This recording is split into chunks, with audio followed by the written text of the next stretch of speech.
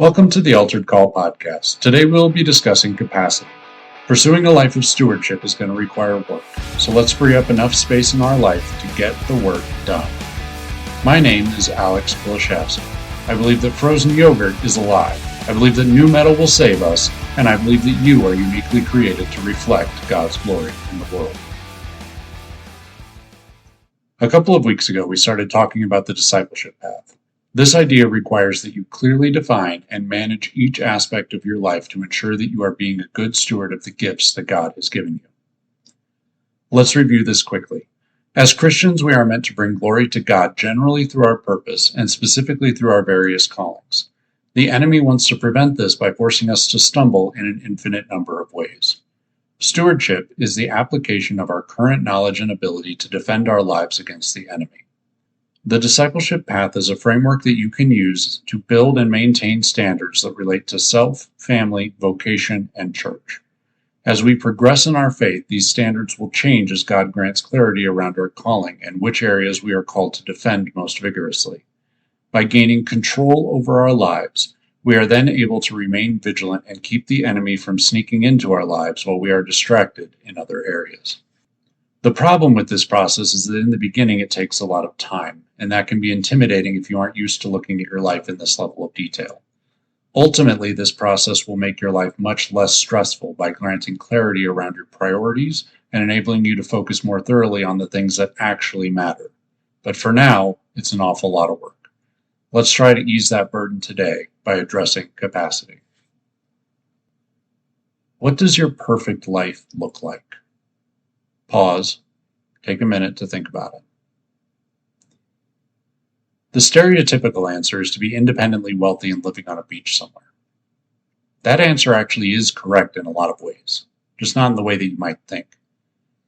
I'm not ready to talk about money yet on this podcast. We'll get to that in a lot of detail when we start diving into step 3. But I want to explain what I think this fantasy is trying to communicate to you. You desire freedom.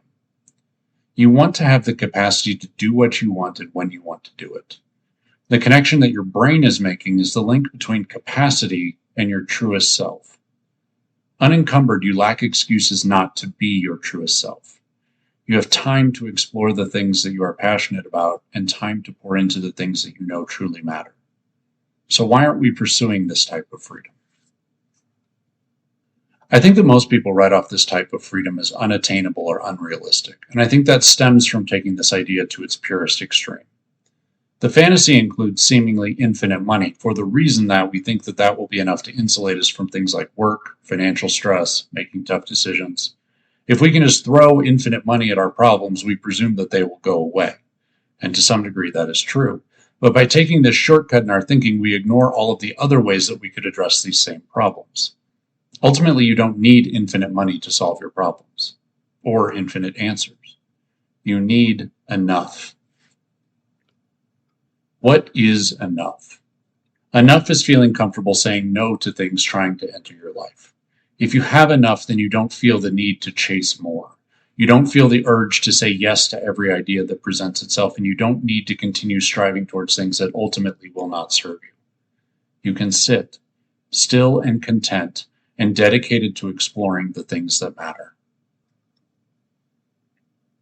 The truth is that incredible degrees of freedom are available, but most of us trade that freedom for something lesser. You can have amazing capacity in your life and in your finances if you are willing to prioritize the things that matter and keep at bay everything that doesn't. The degree of this capacity will be different for each of us, but the gateway to finding these types of freedom lies in contentment. I don't know how much additional freedom you can generate or what you will have to sacrifice to get there given your unique situation. But unless you have been amazingly intentional with your life to this point, I guarantee that you can find some extra capacity. And I can tell you from personal experience that it is absolutely worth fighting for. Pursuing God and ultimately your calling is going to require a lot of work. There are aspects of this work that will come very easily to some of you, but we will need to find time for you to focus on the more difficult items. You will need time to think, time to pray, time to act. I've had many instances where God has been willing to scream over all of the noise in my life to get my attention. but it is much more common for him to speak in a small voice. And if I don't create the space needed to listen to that voice, I'm going to miss out on much of what he is willing to teach me.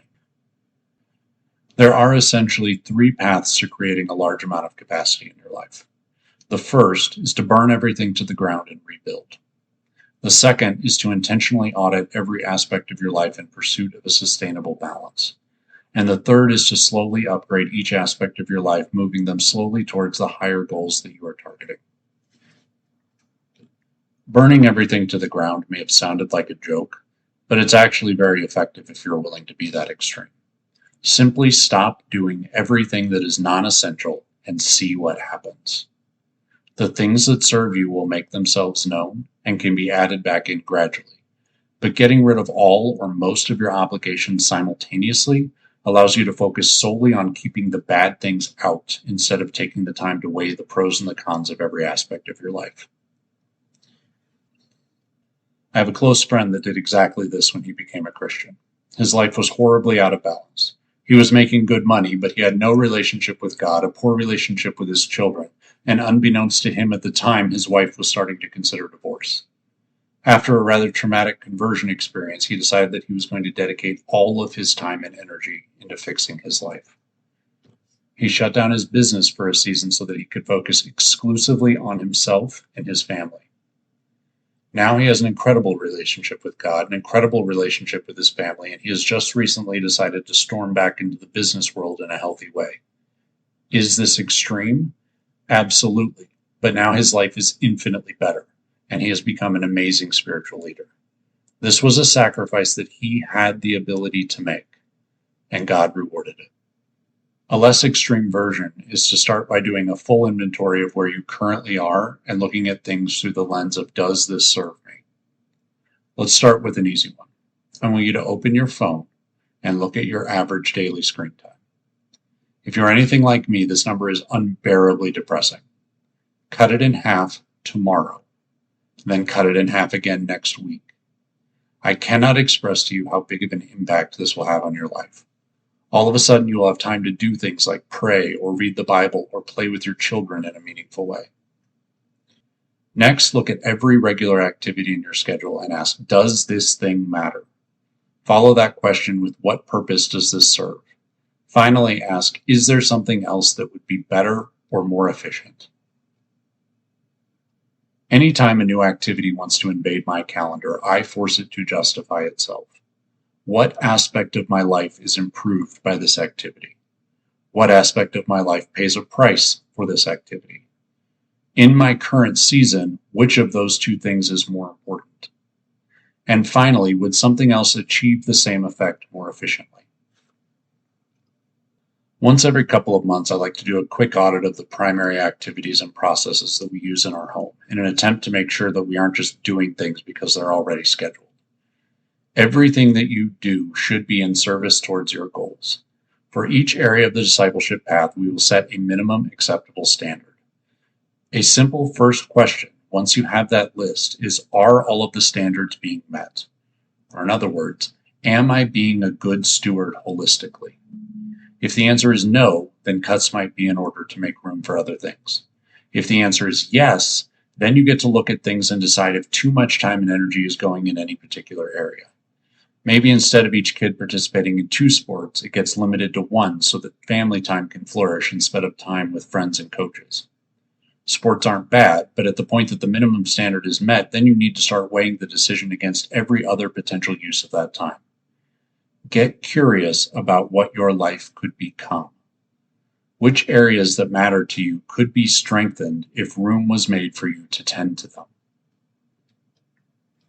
After you have created stability in all the areas of your life, then you get to decide which areas of your life are the ones that you want to start moving towards your dream. Do you want more time with your family, more time with God? Maybe there's a project at work that could use some extra attention. Maybe you have enough capacity to mix and match. The good news is that you get to pick, and you don't need to feel guilty about it because your new baseline ensures that each area is being provided for.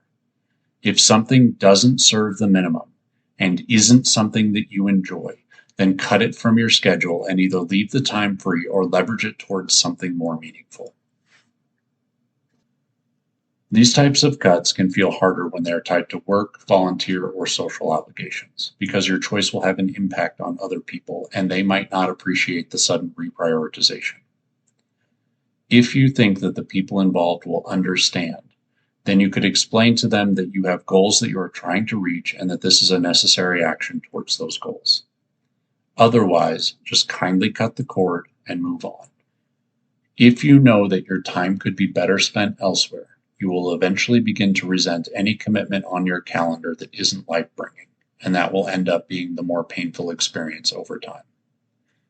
As bad as it might feel to tell someone no, it feels much worse to gradually build resentment and end up telling them no later anyway. The final approach is a more gradual shift. Instead of looking at everything in your life and attempting to rebalance your entire calendar, you simply look at one thing. How does this one thing feed my life? Can I achieve my minimum without it? Would something else lead to a similar result while freeing up more time? Would something else lead to a better result using the same amount of time? Honestly, if you can just upgrade a single process per month, you will very quickly find yourself on a path towards a better life. Another idea that helps with capacity is automation. There are certain areas of your life that once stabilized can be automated. Let me give you an example. My relationship with my wife is largely automated. We have found a routine that serves both of our expectations over time. We like to talk each morning, minimum 4 times per week, before the kids get up. We like to date every other week by getting out of the house, and on the off weeks we like to do a simple date after the kids go to bed. Automating this part of my life includes putting each of these things on the calendar and executing accordingly. My friends all know that if I have a date scheduled with my wife, they can't have any of that time. That slot is prioritized and defended. Additionally, over time, I've come to recognize red flags in our relationship, or indicators that this area requires more attention. I find that if my wife and I aren't being generous with each other, or we start bickering about petty things, that we need to find some extra time to spend together. So between having a standard that meets both of our needs and making myself aware of early indicators that something is wrong, I can take off my plate the question of my status with my wife. I don't need to think about it beyond that, unless I want to. Automation can be a good place to start your journey if you have a particular area of life that seems easier than other areas. Each of us have different strengths and weaknesses, so I'm not comfortable making a blanket recommendation. But as we're going through the list, if you find yourself thinking, why is he talking about this? This is really simple stuff. Then likely this is either an area of passion or an area that you have largely mastered to your desired level of proficiency. In the first case, you will probably want to turn that into an area of dream pursuit. In the second case, it is likely something that would lend itself towards automation of some sort. Automation has a slightly different process from the regular method.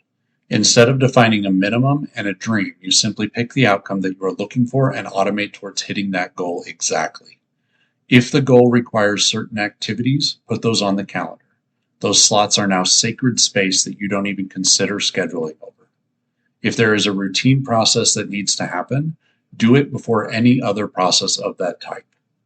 For example, each year when my wife and I are scheduling our travel for the year, we start by scheduling 2 weekends for each of us because we know that this is part of our self-maintenance, and if we don't schedule those first, we will have to expend extra energy later trying to find or negotiate a spot for them in the plan. As you get more experience with the discipleship path framework, you will learn what stable minimum standards are and how to convert those into processes that don't require as much attention. This will free up more and more capacity as you go, allowing you to spend more time pursuing the areas of life that you find most enjoyable or pursuing a specific call from God.